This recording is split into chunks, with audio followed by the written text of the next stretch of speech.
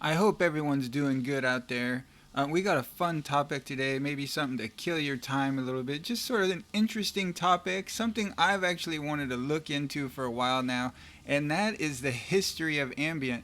And we're sort of right in the history, right? That's how I see it. I mean, we're so early. This is maybe a sort of a misnomer of a topic. I mean, you can't look at the history almost when you're right in the middle of it, right? But I think we do have a little bit of history to look back on. And I've found some photographers and some links. And the first thing I have to say here is I came up, sort of with a group of photographers, interacting with a certain group of photographers. Maybe I was a lot in this Flickr group. I can leave out names here like crazy. So that's the first thing. There might be names that I have no idea. You guys can go ahead and leave them in the comments, and this is going to be more of a collaborative effort where I'm even going to tell you guys, hey, get in touch with Charles Lynch, tell him to stop by, what's his opinion on this, stuff like this. So we're not going to figure out the real answers here and get all the way down to the root of that family tree. I don't think we're going to be able to do that. Who created Flambient? I don't think we're going to be able to do that, okay? But we are going to have some fun and get down as far that family tree as we can, and sort of maybe in the comments we could figure some of this stuff out, all right? Now, this is almost as far back as I can find evidence, and this particular one is on the Flickr group, and Flickr, the PFRE Flickr group. You can see it right there. You guys can go and join this group. I don't personally go in there anymore, but you can see this is 2007, and I didn't have personal interactions with this particular photographer. Now, you guys can read through this post. Maybe I'll link this down below. But he is in 2007 doing lighten blend mode, that where you light. So he's essentially using a flash, one flash, and lighting a further room, and then combining them together in post. Okay, this is 2007. I think we're gonna look at some stuff that even predates that in a second here, but I'll try and link all this stuff I have up here in order so you can check it out. I might skip a few of them. Okay.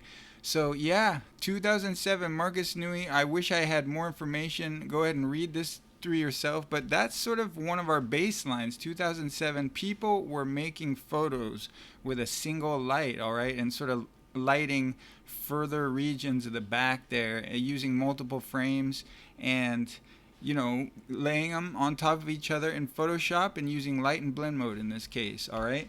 So let's move on. I just have sort of bullet point discussions here.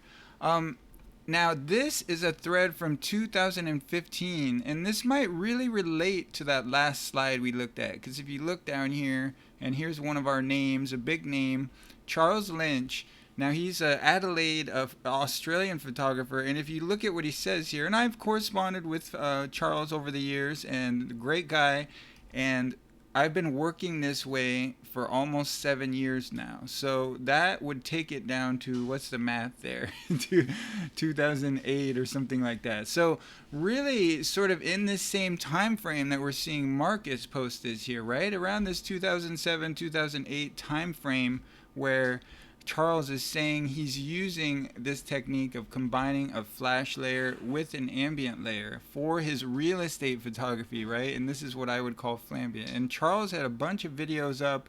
I remember he was putting them on Flickr, combining that really sort of flashy layer with an ambient layer and just sort of getting the window pull and stuff, some really good stuff, the stuff that we see nowadays. That's what Charles was doing, all right?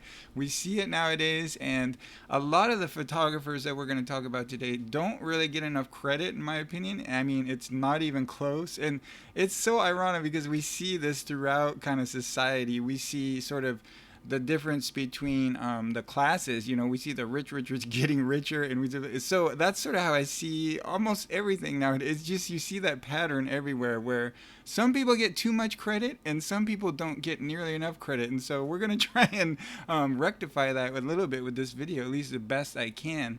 And I remember Charles, I couldn't find the actual post or anything, but I remember Charles Lynch. Now, guys, when I say this stuff, I don't want to get Charles in any heat or anything. I take responsibility for everything I say in this video. So if you got some heat to give somebody, give it to me. It's fine, all right? But I remember Charles saying I couldn't actually find the post because all this stuff is many years ago. But he was crediting Attic Fire, and this is you can go ahead and check out their website with.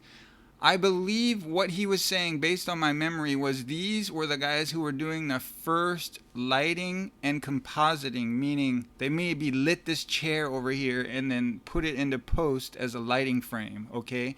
And who knows what year that is, and that's why if we ping Charles and we get him in the comments, maybe he can leave some comments about what he thinks when they were starting to do this and stuff like this. But I've heard him say that this really, for him anyway, sort of predated everything in terms of the lighting and compositing of frames together, which doesn't have much to do with ambient.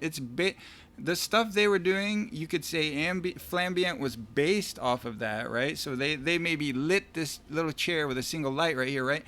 The stuff we do in Flambient is based on what they were doing, but it's a lot different. They're not doing Flambient. Like this image right here isn't Flambient, right? But it's just they're a entity to bring up in the conversation, okay? And like I said, we're gonna skip over probably 50 guys who I should mention, and I just personally don't know about. So once again, leave those guys in the comment because I think they deserve some credit, you know. Next here, we have a name that used to come up often, and that's Iran Watson. And so this is 2011, but I think that's not doing him justice because I feel like from what I could see in Flickr and stuff, he was doing this stuff quite a bit before that. And as you can see here in 2011, he's actually teaching this technique of using a flash frame and using an ambient frame.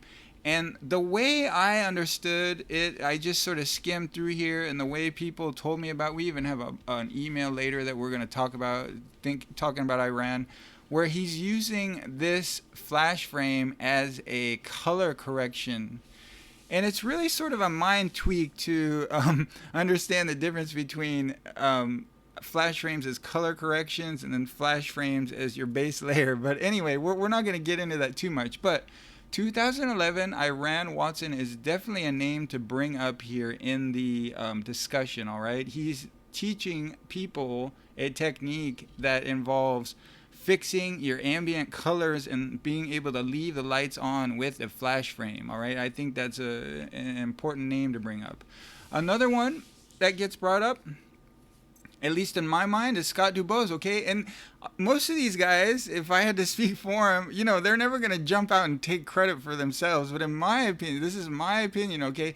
These guys, and I would be more guessing about Scott, but from what I know about Scott, he was more on that Charles Lynch trajectory where he was doing this stuff years ago, okay, guys? So definitely another name to keep in mind when it comes to Flambient for real estate photography, and just people who don't get credit and then people who get all the credit for whatever reason, okay? So definitely somebody to keep in mind. You can ping Scott Dubose and tell him, when did you start using like a flash frame and an ambient frame to put your images together, you know? And he might have a year for you if he gets the time. I know he's probably editing images right now or something.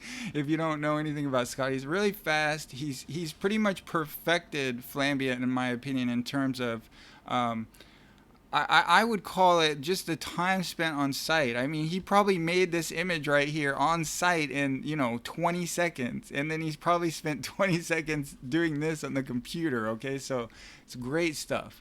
I see the next tab, and this is sort of where we get a little bit more controversial. And I don't have, we're not going to talk about Mike too much, but I think for me, I know I saw videos of Mike early on in my process, and I was definitely very highly influenced by Mike. I personally think Mike, it's so weird because he gets too much credit, and then he doesn't get enough credit maybe at the same time, and that's kind of the statement I'll make, because I feel like Flambient, it's not even hard. I don't even see Flambient as really associated with Mike at all. I mean, that's just almost polar opposite. So what I've seen from Mike myself, I obviously haven't seen all of Mike's material, but it's just been really sort of time consuming, 20 layers, 10 layers, whatever it is.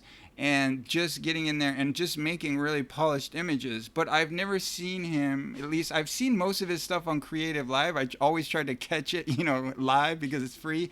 But I've not seen him do stuff where he's in a real estate photography setting and he's getting his flash frame in there and using an ambient. I've never really seen that. I have seen Mike take ambient frames and sort of lightly brush them in, which is sort of the basis of Flambient, but I haven't seen him do it in that way, okay? So it's hard. This is difficult, isn't it? It's really difficult. So I would credit Mike with sort of bringing these techniques to the masses. I think these are major things that have been done, but I think what I meant when I said too much credit on that, where he's getting too much credit, is just saying like, we're going back here to 2007 and stuff, guys. I mean, all right, so you could do a little bit of the research yourself or leave in the comments what you think. But yeah, there were photographers, Attic Fire, whoever you want to bring up, and maybe we'll get some comments and some more knowledgeable people. I would say if the ideal person did this video, for me, it might be Charles Lynch or maybe even Scott. I mean, they would have more.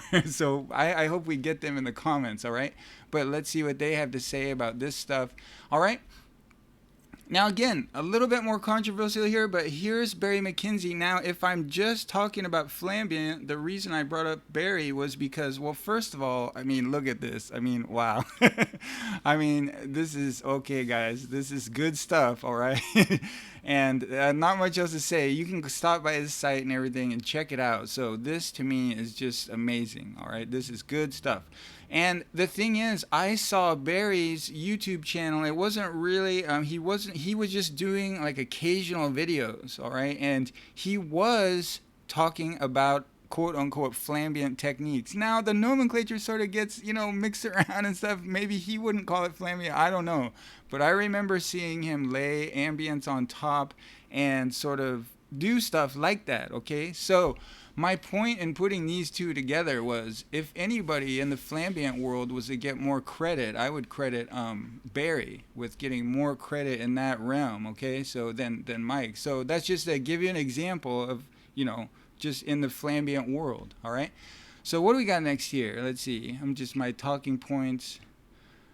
So I guess I brought this up because this is more when I was getting involved, but you can see me, I don't even know, I'm talking more here, and I couldn't find the threads that I was looking for, which really pissed me off, but it's okay. But I remember I was getting in arguments with people at around 2015, and I was saying, and people were really pushing back on me, like I was saying, get in there, I was saying,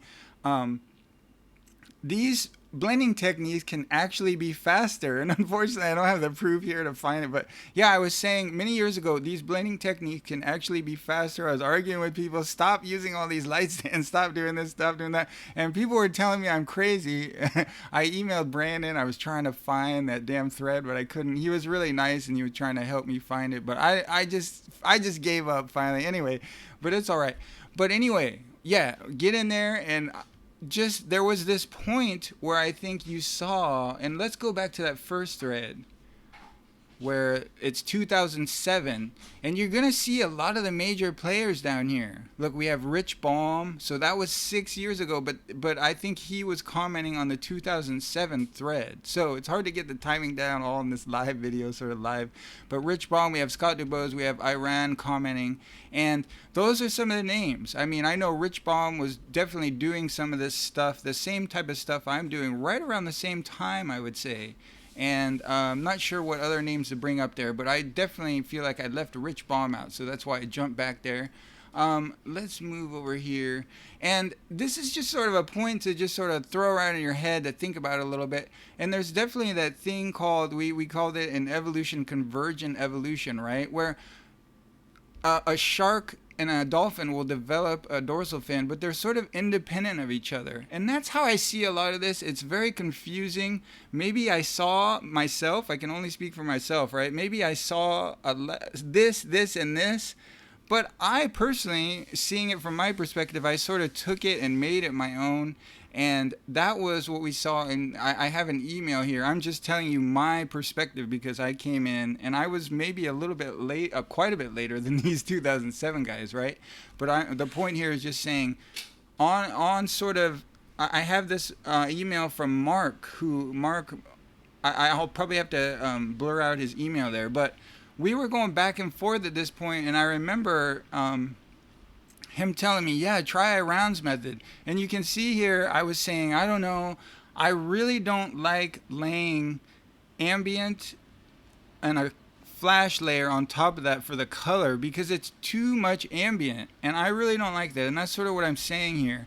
And that's sort of the process I was thinking back then in 2014, 2015. Like, I want a really cleaner base than that. I don't want to use ambient as my base. That's not what I'm thinking. So this was just sort of my thoughts on how what I was trying to say sort of converged on maybe a similar truth that other photographers converged on maybe before me or maybe not. I don't even know, to be honest. I don't even know, because my theory is sort of blanket spaces with light and then sort of use ambient to your advantage in really efficient ways. Okay, and this email I felt like was one of the first I could find where we were talking about that. Okay, so yeah, out came I encourage you to leave any comments what you think, but I felt like this was the sort of impetus for me getting this discussion going, because I really felt like somebody made me realize today this was the first Flambient course. That's how I see it. All right, guys, you can tell me what you think. I don't know, maybe there's some obscure course that I don't know about it, but One Light Real Estate Photography was showing people that you can get in there and blanket spaces with light and use sort of this Flambient technique that has. So I really think this is part of the history of this class. You know, it obviously took time to put together and everything. So the date, I think it came out in 2016. All right, so that'll do it. I made it all the way through. My timing was a little bit off because my wife is leaving right now. She's jangling the keys, but leave some comments down below. I think it's really going to help this discussion. Check out my website. We have a bunch of courses over here. I have a more updated quit your job tutorial. It was just like maybe One Light Real Estate Photography, but a little bit updated. And thank you for listening, guys. I hope everything's going okay, and I'll see you for the next one.